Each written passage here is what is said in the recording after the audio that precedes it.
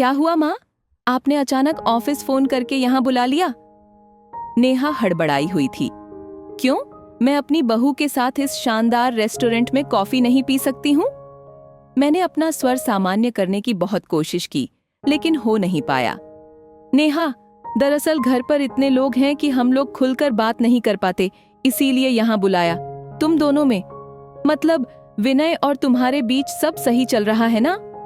मेरे प्रश्न पूछने भर की देर थी कि उसके चेहरे पर वही सन्नाटा पसर गया जो सुबह अम्मा जी की बात। देखो बहू, पता नहीं कब यमराज मुझे लेने आ जाए, जल्दी से मुझे परदादी बना दो। सुनकर पसर गया था। न लज्जा से गाल गुलाबी हुए थे, न मुस्कान खिली थी। बस यंत्रवत अपना बैग उठाकर ऑफिस के लिए निकल गई थी। माँ, विनय और कैथलीन अभी भी साथ हैं, वो अलग नहीं हुए हैं। वो शांत भाव से कॉफी पीते हुए बोली। मेरे हाथ से कप छूटते छूटते बचा। इसको सब पता है? एक बार जी में आया भोलेपन से पूछूं, कौन कैथलीन?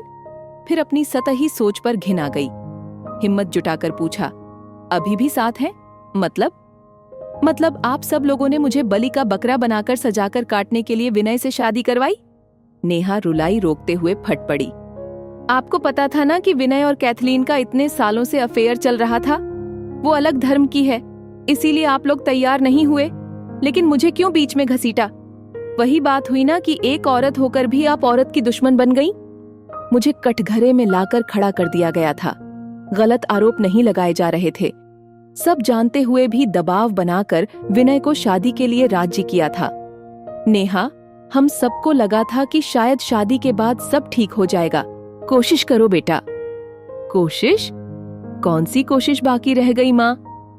रोते रोते उसकी आंखें सूज गई थीं।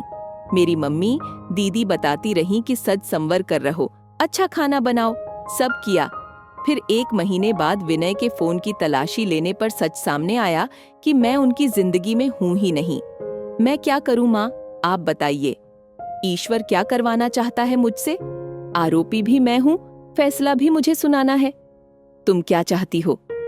विनय खुलकर कह चुके हैं कि वो कैथलीन से कभी अलग नहीं होंगे। ऐसे में मेरा अलग होना ठीक है। हालांकि मुझे मालूम है कि दोनों घरों में कोई इस बात के लिए तैयार नहीं होगा। उसने दयनीय भाव से मेरी ओर देखा।